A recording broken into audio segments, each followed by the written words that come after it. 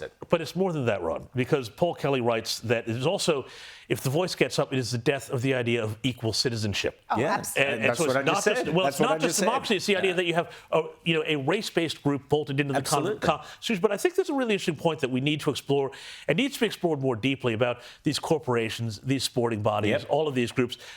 Especially the big corporations.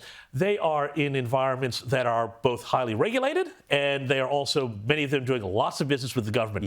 The new government comes in, says, this is our thing, we want everyone's support, and of course they're not going to get get the new government offside by saying, no, they're going to go all in on it. And they're also suspecting the government will be in for a couple of terms. So they're backing that horse.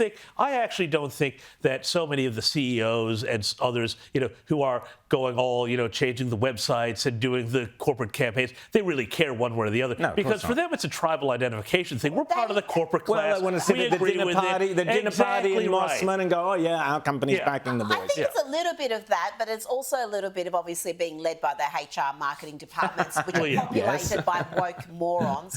But there's another reason they do it is because they see it as essentially cost-free. And I know, Rowan, you're going to talk about this later. We'll talk about it possibly in Outsiders News as well. But look at what's happening with Target. They're having a little bit of the Bud Light phenomenon occur to them. So these corporations need to understand that the conservative half of the population, they are not going to just stand by and see you push values that they disagree with, push agendas, political agendas they disagree with, without making you pay. For a long time for corporates, it was like, well, we can't upset the left because they'll boycott, there'll be all sorts of campaigns against us, we'll have this backlash. But conservatives, we can do what we like. They're too busy working. They've got nowhere else to go, in the famous words of Mark Textor. But conservatives will never speak up, but they are speaking up. There's a problem with this logic, though. In Australia, the United States is 330 million people. It's a huge market. There's lots of competition for everything.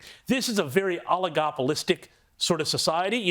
It's the big word, James, for a Sunday morning. I know it's a big word for a Sunday morning, but what it means is that, if you've got, you need more than 7 letters for that one there. You'd have to really get a lucky play to get that one on the board.